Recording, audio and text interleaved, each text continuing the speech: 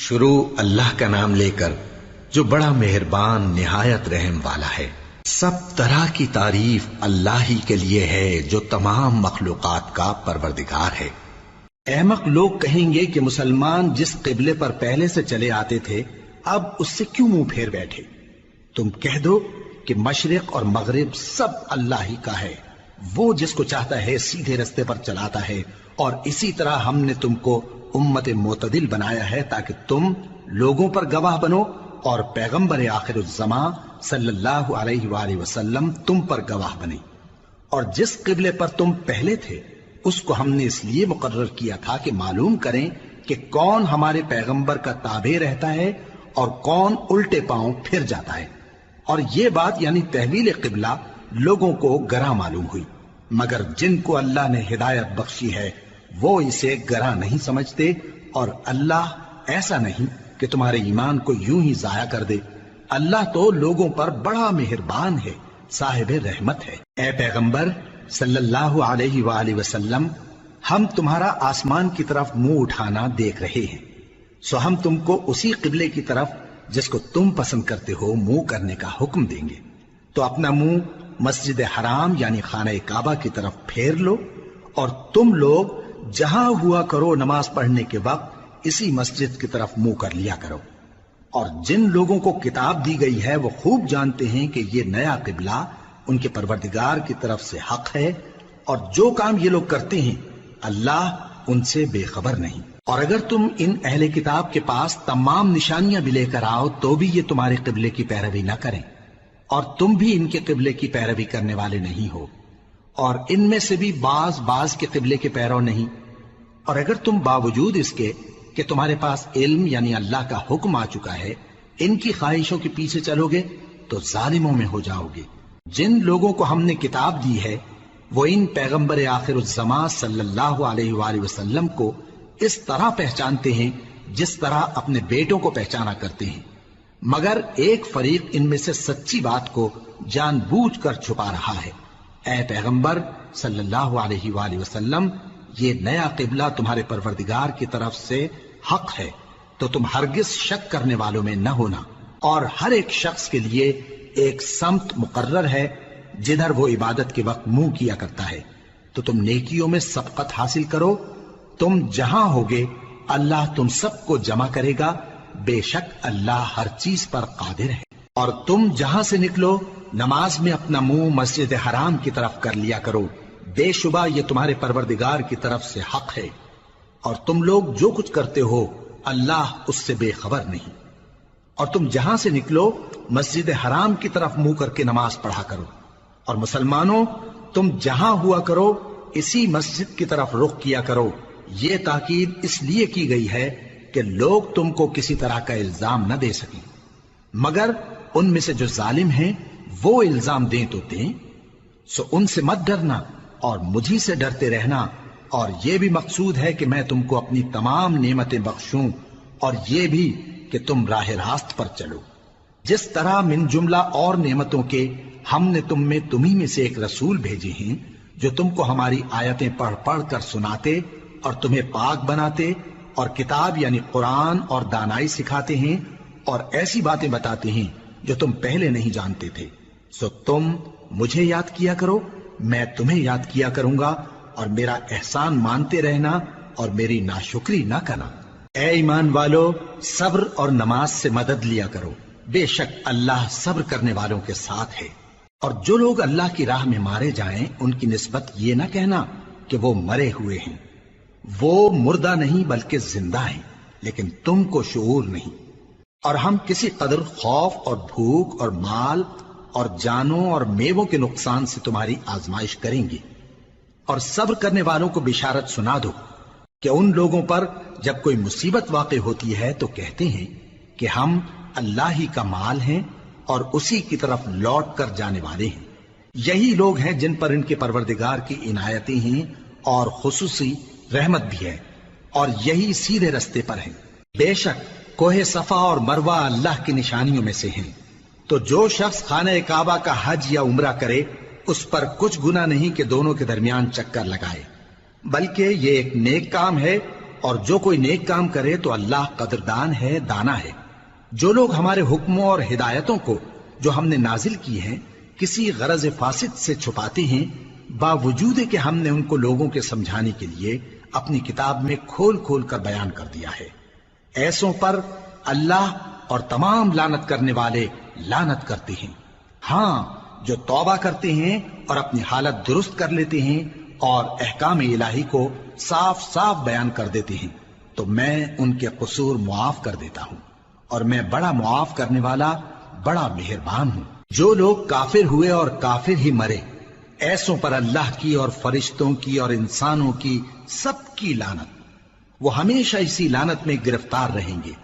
ان سے نہ تو عذاب ہلکا ہی کیا جائے گا اور نہ انہیں کچھ مہلت ملے گی۔ اور لوگوں، تمہارا معبود ایک ہی معبود ہے، اس بڑے مہربان اور رحم والے کے سوا کوئی عبادت کے لائق نہیں۔ بے شک آسمانوں اور زمین کے پیدا کرنے میں اور رات اور دن کے ایک دوسرے کے پیچھے آنے جانے میں اور کشتیوں اور جہازوں میں جو سمندر میں لوگوں کے فائدے کے لیے رواں ہیں، اور میں جس کو اللہ آسمان سے برساتا اور اس سے زمین کو اس کے مردہ ہو جانے کے بعد زندہ یعنی خشک ہو جانے کے بعد سرسبز کر دیتا ہے، اور زمین پر ہر قسم کے جانور پھیلانے میں اور ہواؤں کے چلانے میں اور بادلوں میں جو آسمان اور زمین کے درمیان گھرے رہتے ہیں، عقل مندوں کے لیے اللہ کی قدرت کی نشانیاں ہیں۔ اور بعض لوگ ایسے ہیں جو غیر اللہ کو اللہ کا شریک بناتے اور ان سے اللہ کی سی محبت کرتے ہیں، لیکن جو ایمان والے ہیں وہ تو اللہ ہی کے سب سے زیادہ دوست دار ہیں۔ اور اے کاش ظالم لوگ جو بات عذاب کے وقت دیکھیں گے اب دیکھ لیتے کہ سب طرح کی طاقت اللہ ہی کو ہے، اور یہ کہ اللہ سخت عذاب کرنے والا ہے۔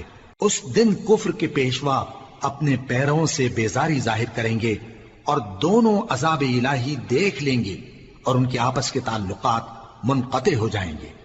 یہ حال دیکھ کر پیروی کرنے والے حسرت سے کہیں گے کہ اے کاش ہمیں پھر دنیا میں جانا نصیب ہو، تاکہ جس طرح یہ ہم سے بیزار ہو رہے ہیں اسی طرح ہم بھی ان سے بیزار ہوں۔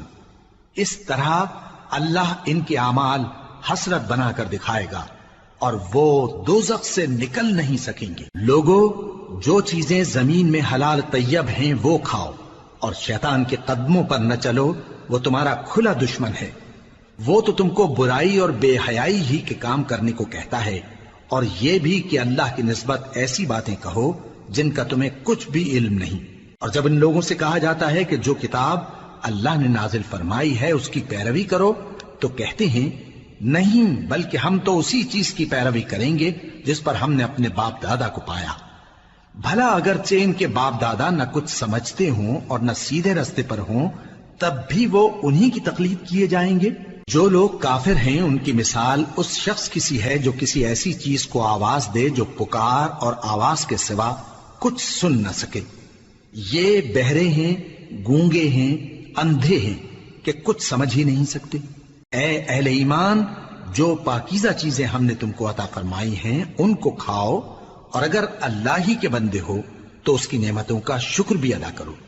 اس نے تو تم پر بس مرا ہوا جانور اور لہو اور سور کا گوشت اور جس چیز پر اللہ کے سوا کسی اور کا نام پکارا جائے حرام کر دیا ہے۔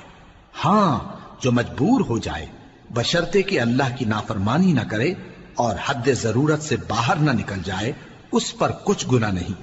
بے شک اللہ بخشنے والا ہے، رحم کرنے والا ہے۔ جو لوگ اللہ کی کتاب سے ان آیتوں اور ہدایتوں کو جو اس نے نازل فرمائی ہیں چھپاتے اور ان کے بدلے تھوڑی سی قیمت یعنی دنیاوی منفعت حاصل کرتے ہیں، وہ اپنے پیٹوں میں محض آگ بھرتے ہیں۔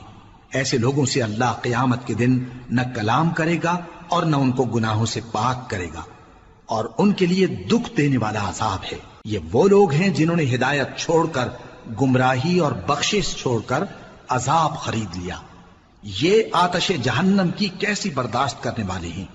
یہ اس لیے کہ اللہ نے کتاب سچائی کے ساتھ نازل فرمائی، اور جن لوگوں نے اس کتاب میں اختلاف کیا وہ ضد میں آ کر نیکی سے دور ہو گئے ہیں۔ نیکی یہی نہیں کہ تم مشرق و مغرب کو قبلہ سمجھ کر ان کی طرف منہ کر لو، بلکہ نیکی یہ ہے کہ لوگ اللہ پر اور روز آخر پر اور فرشتوں پر اور اللہ کی کتاب پر اور پیغمبروں پر ایمان لائیں، اور مال باوجود عزیز رکھنے کے رشتہ داروں اور یتیموں اور محتاجوں اور مسافروں اور مانگنے والوں کو دیں، اور گردنوں کے چھڑانے میں خرچ کریں، اور نماز پڑھیں اور زکوٰۃ دیں، اور جب عہد کر لیں تو اس کو پورا کریں، اور سختی اور تکلیف میں اور جنگ کے وقت ثابت قدم رہیں۔ یہی لوگ ہیں جو ایمان میں سچے ہیں، اور یہی ہیں جو اللہ سے ڈرنے والے ہیں۔ مومنوں، تم کو مقتولوں کے بارے میں قصاص یعنی خون کے بدلے خون کا حکم دیا جاتا ہے، اس طرح پر کہ آزاد کے بدلے آزاد مارا جائے، اور غلام کے بدلے غلام، اور عورت کے بدلے عورت۔ اور اگر قاتل کو اس کے مقتول بھائی کے قصاص میں سے کچھ معاف کر دیا جائے تو وارث مقتول کو پسندیدہ طریق سے قرارداد کی پیروی یعنی مطالبہ خون بہا کرنا اور قاتل کو خوشخوئی کے ساتھ ادا کرنا چاہیے۔ یہ تمہارے پروردگار کی طرف سے تمہارے لیے آسانی اور مہربانی ہے۔ اب جو اس کے بعد زیادتی کرے اس کے لیے دکھ کا عذاب ہے۔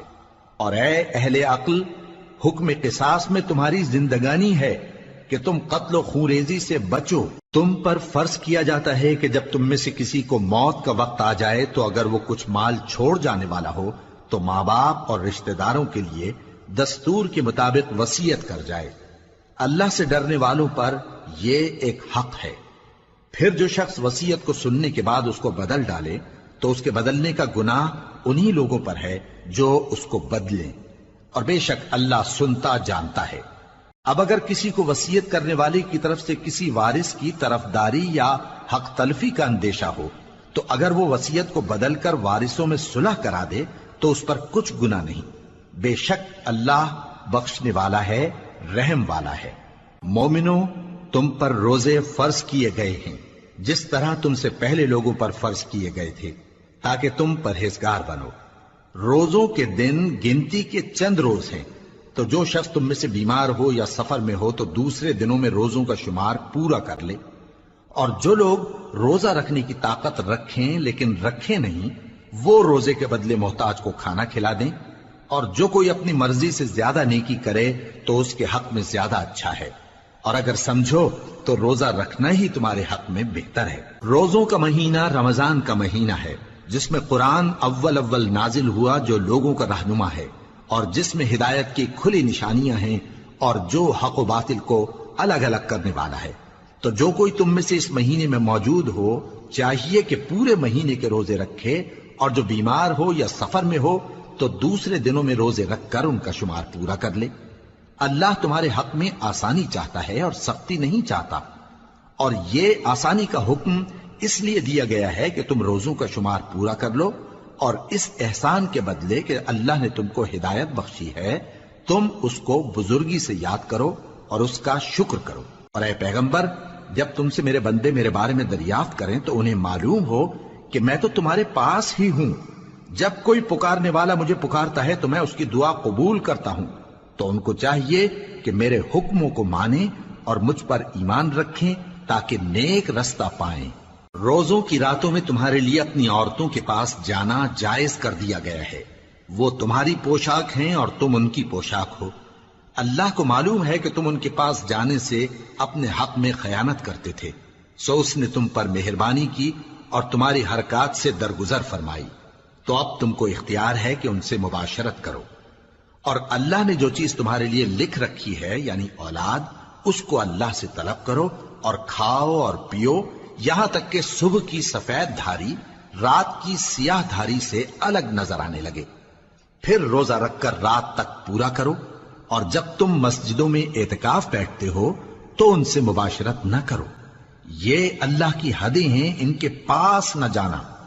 اسی طرح اللہ اپنی آیتیں لوگوں کے سمجھانے کے لیے کھول کھول کر بیان فرماتا ہے تاکہ وہ پرہیزگار بنے۔ اور آپس میں ایک دوسرے کا مال ناحق نہ کھاؤ اور نہ اس کو رشوتاً حاکموں کے پاس پہنچاؤ تاکہ لوگوں کے مال کا کچھ حصہ ناجائز طور پر کھا جاؤ، اور اسے تم جانتے بھی ہو۔ اے پیغمبر، لوگ تم سے نئے چاند کے بارے میں دریافت کرتے ہیں کہ گھٹتا بڑھتا کیوں ہے۔ کہہ دو کہ وہ لوگوں کے کاموں کی میعادیں اور حج کے وقت معلوم ہونے کا ذریعہ ہے، اور نیکی اس بات میں نہیں کہ احرام کی حالت میں گھروں میں ان کے پچھواڑے کی طرف سے آؤ، بلکہ نیکوکار وہ ہے جو پرہیزگار ہو، اور گھروں میں ان کے دروازوں سے آیا کرو اور اللہ سے ڈرتے رہو تاکہ کامیاب ہو جاؤ۔ اور جو لوگ تم سے لڑتے ہیں تم بھی اللہ کی راہ میں ان سے لڑو، مگر زیادتی نہ کرنا کہ اللہ زیادتی کرنے والوں کو دوست نہیں رکھتا۔ اور ان کو جہاں پاؤ قتل کر دو، اور جہاں سے انہوں نے تم کو نکالا ہے یعنی مکے سے، وہاں سے تم بھی ان کو نکال دو۔ اور دین سے گمراہ کرنے کا فساد قتل و خونریزی سے کہیں بڑھ کر ہے۔ اور جب تک وہ تم سے مسجد حرام یعنی خانہ کعبہ کے پاس نہ لڑیں تم بھی وہاں ان سے نہ لڑنا۔ ہاں اگر وہ تم سے لڑیں تو تم ان کو قتل کر ڈالو، کافروں کی یہی سزا ہے۔ پھر اگر وہ باز آ جائیں تو اللہ بخشنے والا ہے، رحم کرنے والا ہے۔ اور ان سے اس وقت تک لڑتے رہنا کہ فساد نابود ہو جائے اور ملک میں اللہ ہی کا دین غالب ہو جائے۔ پھر اگر وہ فساد سے باز آ جائیں تو ظالموں کے سوا کسی پر زیادتی نہیں کرنی چاہیے۔ ادب کا مہینہ ادب کے مہینے کے مقابل ہے، اور ادب کی چیزیں ایک دوسرے کا بدلہ ہیں۔ پس اگر کوئی تم پر زیادتی کرے تو جیسی زیادتی وہ تم پر کرے ویسی ہی تم اس پر کرو، اور اللہ سے ڈرتے رہو اور جان رکھو کہ اللہ ڈرنے والوں کے ساتھ ہے۔ اور اللہ کی راہ میں مال خرچ کرو اور اپنے آپ کو ہلاکت میں نہ ڈالو، اور نیکی کرو، بے شک اللہ نیکی کرنے والوں کو دوست رکھتا ہے۔ اور اللہ کی خوشنودی کے لیے حج اور عمرے کو پورا کرو، اور اگر راستے میں روک لیے جاؤ تو جیسی قربانی میسر ہو کر دو، اور جب تک قربانی اپنے مقام پر نہ پہنچ جائے سر نہ منڈاؤ۔ اور اگر کوئی تم میں بیمار ہو یا اس کے سر میں کسی طرح کی تکلیف ہو تو اگر وہ سر منڈا لے تو اس کے بدلے روزے رکھے یا صدقہ دے یا قربانی کرے۔ پھر جب تکلیف دور ہو کر تم مطمئن ہو جاؤ تو جو تم میں حج کے وقت تک عمرے سے فائدہ اٹھانا چاہے وہ جیسی قربانی میسر ہو کرے، اور جس کو قربانی نہ ملے وہ 3 روزے ایام حج میں رکھے اور 7 جب واپس ہو، یہ پورے 10 ہوئے۔ یہ حکم اس شخص کے لیے ہے جس کے اہل و عیال مکے میں نہ رہتے ہوں۔ اور اللہ سے ڈرتے رہو اور جان رکھو کہ اللہ سخت عذاب دینے والا ہے۔ حج کے مہینے معین ہیں جو معلوم ہیں، تو جو شخص ان مہینوں میں حج کی نیت کر لے تو حج کے دنوں میں نہ عورتوں سے اختلاط کرے، نہ کوئی برا کام کرے اور نہ کسی سے جھگڑے۔ اور جو نیک کام تم کرو گے وہ اللہ کو معلوم ہو جائے گا۔ اور زاد راہ یعنی رستے کا خرچ ساتھ لے جاؤ، کیونکہ بہترین زاد راہ پرہیزگاری ہے۔ اور اے اہل عقل مجھی سے ڈرتے رہو، اس کا تمہیں کچھ گناہ نہیں کہ حج کے دنوں میں بذریعہ تجارت اپنے پروردگار سے روزی طلب کرو۔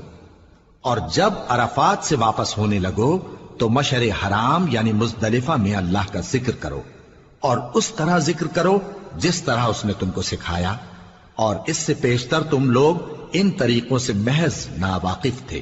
پھر جہاں سے اور لوگ واپس ہوں وہیں سے تم بھی واپس ہو، اور اللہ سے بخشش مانگو، بے شک اللہ بخشنے والا ہے، رحمت کرنے والا ہے۔ پھر جب حج کے تمام ارکان پورے کر چکو تو مینا میں اللہ کو یاد کرو جس طرح اپنے باپ دادا کو یاد کیا کرتے تھے، بلکہ اس سے بھی زیادہ۔ اور بعض لوگ ایسے ہیں جو اللہ سے التجا کرتے ہیں کہ اے پروردگار ہم کو جو دینا ہے دنیا ہی میں دے دے، اور ایسے لوگوں کا آخرت میں کچھ حصہ نہیں۔ اور بعض ایسے ہیں کہ دعا کرتے ہیں کہ پروردگار ہم کو دنیا میں بھی نعمت عطا فرما اور آخرت میں بھی نعمت بخشیو اور دوزخ کے عذاب سے محفوظ رکھیو۔ یہی لوگ ہیں جن کے لیے ان کے کاموں کا حصہ یعنی اجر نیک تیار ہے، اور اللہ جلد حساب لینے والا ہے۔ اور قیام منا کے دنوں میں جو گنتی کے دن ہیں اللہ کو یاد کرو، اگر کوئی جلدی کرے اور 2 ہی دن میں چل دے تو اس پر بھی کچھ گناہ نہیں، اور جو بات تک ٹھہرا رہے اس پر بھی کچھ گناہ نہیں۔ یہ باتیں اس شخص کے لیے ہیں جو اللہ سے ڈرے، اور تم لوگ اللہ سے ڈرتے رہو اور جان رکھو کہ تم سب اس کے پاس جمع کیے جاؤ گے۔ اور کوئی شخص تو ایسا ہے جس کی گفتگو دنیا کی زندگی میں تم کو دلکش معلوم ہوتی ہے، اور وہ اپنے معافی ضمیر پر یعنی اس بات پر جو اس کے دل میں ہے اللہ کو گواہ بناتا ہے، حالانکہ وہ سخت جھگڑالو ہے۔ اور جب پیٹ پھیر کر چلا جاتا ہے تو زمین میں دوڑتا پھرتا ہے تاکہ اس میں فتنہ انگیزی کرے اور کھیتی کو برباد اور انسانوں اور حیوانوں کی نسل کو نابود کر دے۔ اور اللہ فتنہ انگیزی کو پسند نہیں کرتا، اور جب اس سے کہا جاتا ہے کہ اللہ سے خوف کر تو غرور اس کو گناہ میں پھنسا دیتا ہے، سو اس کو جہنم کافی ہے اور وہ بہت برا ٹھکانہ ہے۔ اور کوئی شخص ایسا ہے کہ اللہ کی خوشنودی حاصل کرنے کے لیے اپنی جان بیچ ڈالتا ہے، اور اللہ بندوں پر بہت مہربان ہے۔ مومنو، اسلام میں پورے پورے داخل ہو جاؤ اور شیطان کے پیچھے نہ چلو، وہ تو تمہارا کھلا دشمن ہے۔ پھر اگر تم احکام روشن پہنچ جانے کے بعد لڑکھڑا جاؤ تو جان رکھو کہ اللہ غالب ہے، حکمت والا ہے۔ کیا یہ لوگ اسی بات کے منتظر ہیں کہ ان پر اللہ کا عذاب بادل کے سائبانوں میں نازل ہو اور فرشتے بھی اتر آئیں اور کام تمام کر دیا جائے؟ اور سب کاموں کا رجوع اللہ ہی کی طرف ہے۔ اے پیغمبر، بنی اسرائیل سے پوچھو کہ ہم نے ان کو کتنی کھلی نشانیاں دیں، اور جو شخص اللہ کی نعمت کو اپنے پاس آنے کے بعد بدل دے تو اللہ سخت عذاب کرنے والا ہے۔ اور جو کافر ہیں ان کے لیے دنیا کی زندگی خوشنما کر دی گئی ہے، اور وہ مومنوں سے تمسخر کرتی ہیں، لیکن جو پرہیزگار ہیں وہ قیامت کے دن ان سے اوپر ہوں گے۔ اور اللہ جس کو چاہتا ہے بے حساب رزق دیتا ہے۔ پہلے تو سب لوگوں کا ایک ہی مذہب تھا، لیکن وہ آپس میں اختلاف کرنے لگے تو اللہ نے ان کی طرف بشارت دینے والے اور ڈر سنانے والے پیغمبر بھیجے، اور ان پر سچائی کے ساتھ کتابیں نازل کیں تاکہ جن امور میں لوگ اختلاف کرتے تھے ان کا ان میں فیصلہ کر دے۔ اور اس میں اختلاف بھی انہی لوگوں نے کیا جن کو کتاب دی گئی تھی، باوجود کہ ان کے پاس کھلے ہوئے احکام آ چکے تھے، اور یہ اختلاف انہوں نے صرف آپس کی ضد سے کیا۔ تو جس امر حق میں وہ اختلاف کرتے تھے اللہ نے اپنی مہربانی سے مومنوں کو اس کی راہ دکھا دی، اور اللہ جس کو چاہتا ہے سیدھا رستہ دکھا دیتا ہے۔ کیا تم یہ خیال کرتے ہو کہ یوں ہی بہشت میں داخل ہو جاؤ گے، اور ابھی تم کو پہلے لوگوں کی سی مشکلیں تو پیش آئی ہی نہیں؟ ان کو بڑی بڑی سختیاں اور تکلیفیں پہنچیں اور وہ صعوبتوں میں ہلا ہلا دیے گئے، یہاں تک کہ پیغمبر اور مومن لوگ جو ان کے ساتھ تھے سب پکار اٹھے کہ کب اللہ کی مدد آئے گی۔ دیکھو اللہ کی مدد ان قریب آیا چاہتی ہے۔ اے نبی، لوگ تم سے پوچھتے ہیں کہ اللہ کی راہ میں کس طرح کا مال خرچ کریں۔ کہہ دو کہ جو چاہو خرچ کرو، لیکن جو مال خرچ کرنا چاہو وہ درجہ بدرجہ اہل استحقاق یعنی ماں باپ کو اور قریب کے رشتہ داروں کو اور یتیموں کو اور محتاجوں کو اور مسافروں کو سب کو دو، اور جو بھلائی تم کرو گے اللہ اس کو جانتا ہے۔ مسلمانوں، تم پر اللہ کے رستے میں لڑنا فرض کر دیا گیا ہے، اور وہ تمہیں ناگوار تو ہوگا، مگر عجب نہیں کہ ایک چیز تم کو بری لگے اور وہ تمہارے حق میں بھلی ہو، اور عجب نہیں کہ ایک چیز تم کو بھلی لگے اور وہ تمہارے لیے مضر ہو، اور ان باتوں کو اللہ ہی بہتر جانتا ہے اور تم نہیں جانتے۔ اے پیغمبر، لوگ تم سے عزت والے مہینوں میں لڑائی کرنے کے بارے میں دریافت کرتے ہیں، کہہ دو کہ ان میں لڑنا بڑا گناہ ہے، اور اللہ کی راہ سے روکنا اور اس سے کفر کرنا اور مسجد حرام یعنی خانہ کعبہ میں جانے سے بند کرنا اور اہل مسجد کو اس میں سے نکال دینا جو یہ کفار کرتے ہیں، اللہ کے نزدیک اس سے بھی زیادہ گناہ ہے، اور فتنہ انگیزی خونریزی سے بھی بڑھ کر ہے۔ اور یہ لوگ ہمیشہ تم سے لڑتے رہیں گے، یہاں تک کہ اگر مقدور رکھیں تو تم کو تمہارے دین سے پھیر دیں، اور جو کوئی تم میں سے اپنے دین سے پھر کر کافر ہو جائے گا اور کافر ہی مرے گا تو ایسے لوگوں کے اعمال دنیا اور آخرت دونوں میں برباد ہو جائیں گے، اور یہی لوگ دوزخ میں جانے والے ہیں جس میں ہمیشہ رہیں گے۔ جو لوگ ایمان لائے اور اللہ کے لیے وطن چھوڑ گئے اور کفار سے جنگ کرتے رہے وہی اللہ کی رحمت کے امیدوار ہیں، اور اللہ بخشنے والا ہے، رحمت کرنے والا ہے۔ اے پیغمبر، لوگ تم سے شراب اور جوئے کا حکم دریافت کرتے ہیں، کہہ دو کہ ان میں گناہ بڑے ہیں اور لوگوں کے لیے کچھ فائدے بھی ہیں، مگر ان کے گناہ فائدوں سے کہیں زیادہ ہیں۔ اور یہ بھی تم سے پوچھتے ہیں کہ اللہ کی راہ میں کون سا مال خرچ کریں، کہہ دو کہ جو ضرورت سے زیادہ ہو۔ اس طرح اللہ تمہارے لیے اپنے احکام کھول کھول کر بیان فرماتا ہے تاکہ تم سوچو، یعنی دنیا اور آخرت کی باتوں میں غور کرو۔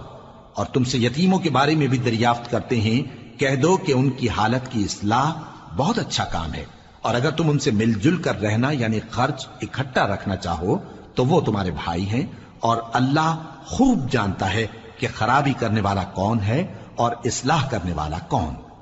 اور اگر اللہ چاہتا تو تم کو تکلیف میں ڈال دیتا. بے شک اللہ غالب ہے، حکمت والا ہے.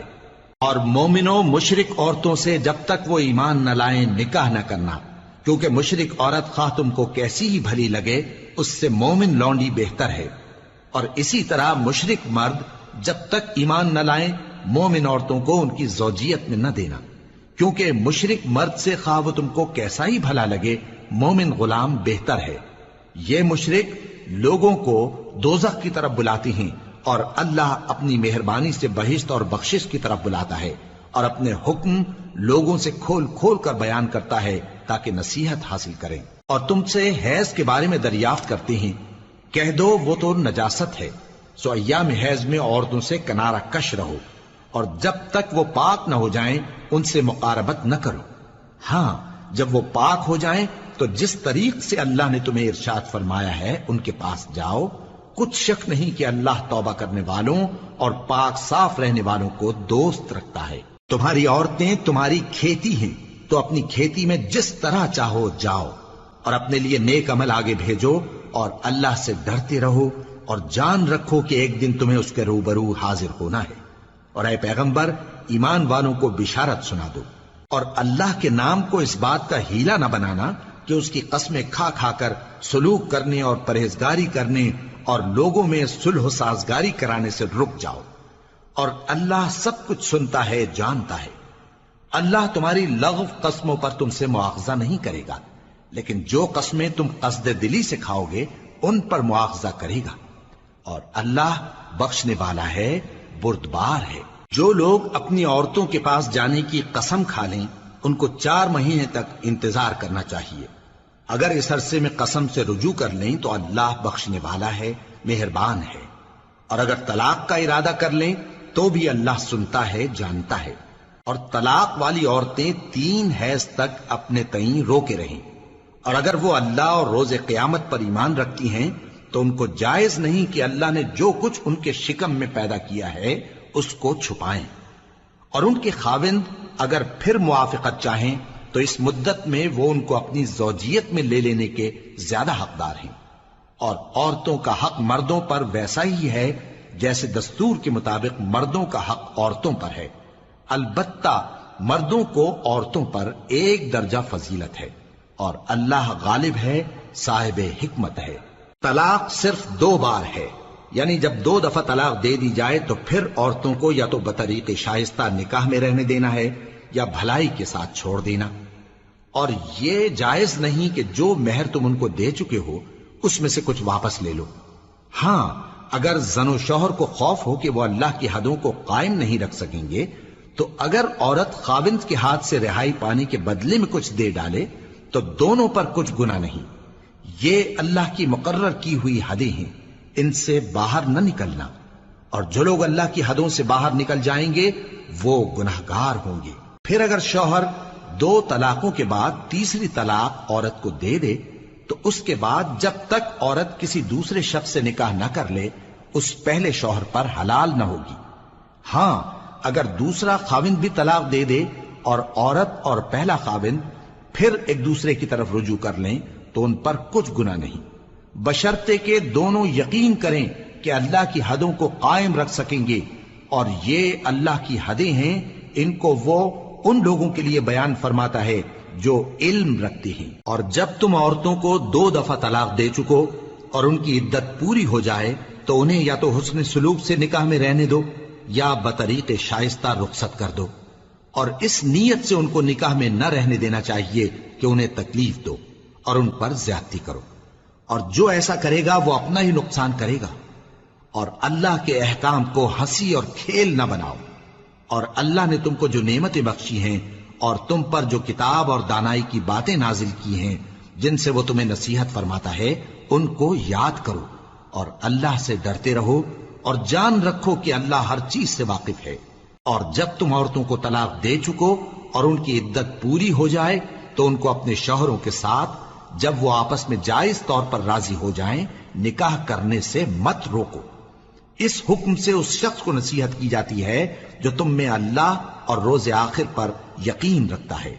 یہ تمہارے لیے نہایت خوب اور بہت پاکیزگی کی بات ہے، اور اللہ جانتا ہے اور تم نہیں جانتے. اور مائیں اپنے بچوں کو پورے 2 سال دودھ پلائیں، یہ حکم اس شخص کے لیے ہے جو پوری مدت تک دودھ پلوانا چاہے، اور دودھ پلانے والی ماؤں کا کھانا اور کپڑا دستور کے مطابق باپ کے ذمے ہوگا.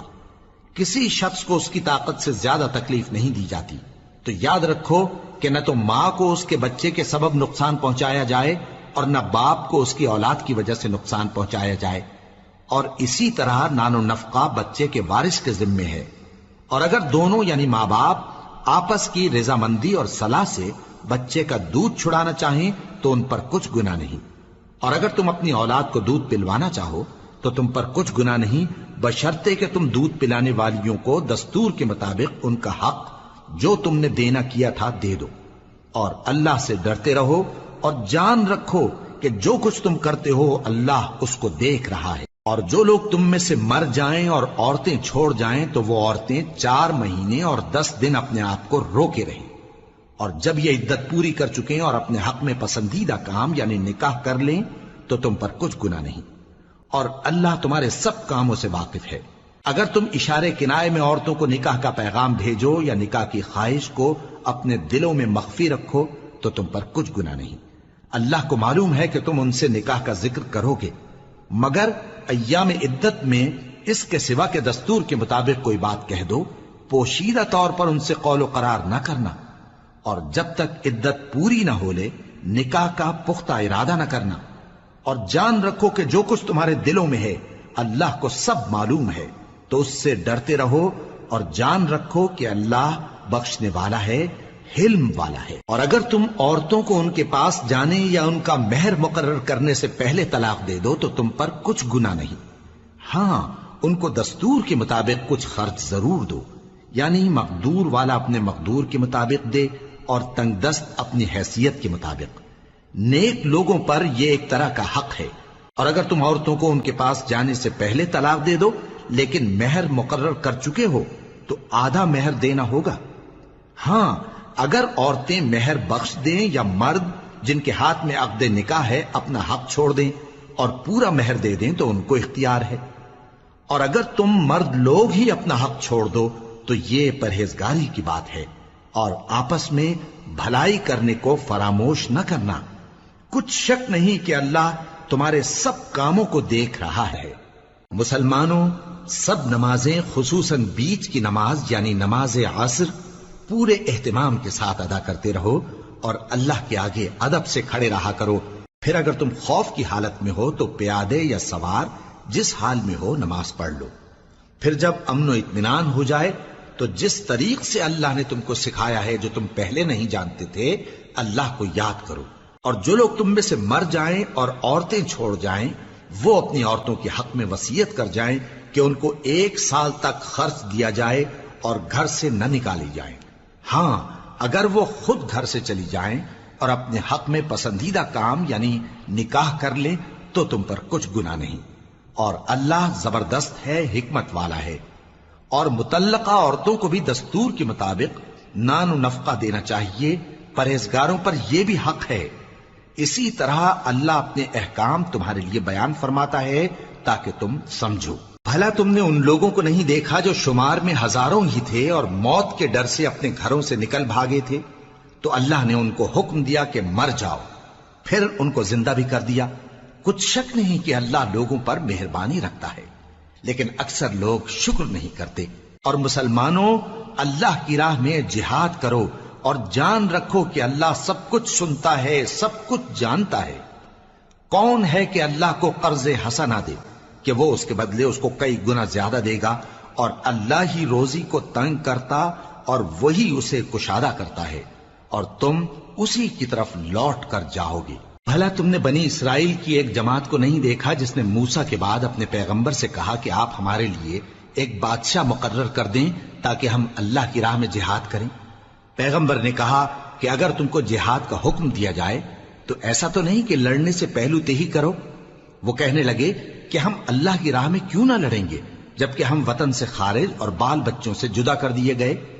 پھر جب ان کو جہاد کا حکم دیا گیا تو چند اشخاص کے سوا سب پھر گئے، اور اللہ ظالموں سے خوب واقف ہے۔ اور پیغمبر نے ان سے یہ بھی کہا کہ اللہ نے تم پر طالوت کو بادشاہ مقرر فرمایا ہے۔ وہ بولے کہ اسے ہم پر بادشاہی کا حق کیوں کر ہو سکتا ہے؟ اس سے بڑھ کر بادشاہی کے مستحق تو ہم ہیں، اور اس کے پاس تو بہت سی دولت بھی نہیں۔ پیغمبر نے کہا کہ اللہ نے اس کو تم پر فضیلت دی ہے اور بادشاہی کے لیے منتخب فرمایا ہے۔ اس نے اسے علم بھی بہت سا بخشا ہے اور تن و توش بھی بڑا عطا کیا ہے، اور اللہ کو اختیار ہے جسے چاہے بادشاہی بخشے، وہ بڑا کشائش والا ہے، دانا ہے۔ اور پیغمبر نے ان سے کہا کہ ان کی یعنی طالوت کی بادشاہی کی نشانی یہ ہے کہ تمہارے پاس وہ صندوق آئے گا جس کو فرشتے اٹھائے ہوئے ہوں گے۔ اس میں تمہارے پروردگار کی طرف سے تسلی بخشنے والی چیز ہوگی، اور کچھ اور چیزیں بھی ہوں گی جو موسیٰ اور ہارون چھوڑ گئے تھے۔ اگر تم ایمان رکھتے ہو تو یہ تمہارے لیے ایک بڑی نشانی ہے۔ غرض جب طالوت فوجیں لے کر روانہ ہوا تو اس نے ان سے کہا کہ اللہ ایک نہر سے تمہاری آزمائش کرنے والا ہے، جو شخص اس میں سے پانی پی لے گا اس کی نسبت تصور کیا جائے گا کہ وہ میرا نہیں، اور جو نہ پیے گا وہ سمجھا جائے گا کہ میرا ہے۔ ہاں اگر کوئی ہاتھ سے چلو بھر پانی لے لے تو خیر۔ جب وہ لوگ نہر پر پہنچے تو چند آدمیوں کے سوا سب نے پانی پی لیا۔ پھر جب طالوت اور مومن لوگ جو اس کے ساتھ تھے نہر کے پار ہو گئے تو کہنے لگے کہ آج ہم میں جالوت اور اس کے لشکر سے مقابلہ کرنے کی طاقت نہیں۔ جو لوگ یقین رکھتے تھے کہ ان کو اللہ کے روبرو حاضر ہونا ہے، وہ کہنے لگے کہ بسا اوقات تھوڑی سی جماعت نے اللہ کے حکم سے بڑی جماعت پر فتح حاصل کی ہے، اور اللہ ثابت قدم رہنے والوں کے ساتھ ہے۔ اور جب وہ لوگ جالوت اور اس کے لشکر کے مقابل میں آئے تو اللہ سے دعا کی کہ اے پروردگار، ہم پر صبر کے دہانے کھول دے اور ہمیں لڑائی میں ثابت قدم رکھ اور لشکر کفار پر فتح یاب کر۔ تو طالوت کی فوج نے اللہ کے حکم سے ان کو شکست دے دی، اور داؤد نے جالوت کو قتل کر ڈالا، اور اللہ نے ان کو بادشاہی اور دانائی بخشی اور جو کچھ چاہا سکھایا۔ اور اگر اللہ لوگوں کو ایک دوسرے پر چڑھائی اور حملہ کرنے سے نہ ہٹاتا رہتا تو کرۂ ارض تباہ ہو جاتا، لیکن اللہ اہل عالم پر بڑا مہربان ہے۔ یہ اللہ کی آیتیں ہیں جو ہم تم کو سچائی کے ساتھ پڑھ کر سناتے ہیں، اور اے محمد صلی اللہ علیہ وآلہ وسلم، تم بلا شبہ پیغمبروں میں سے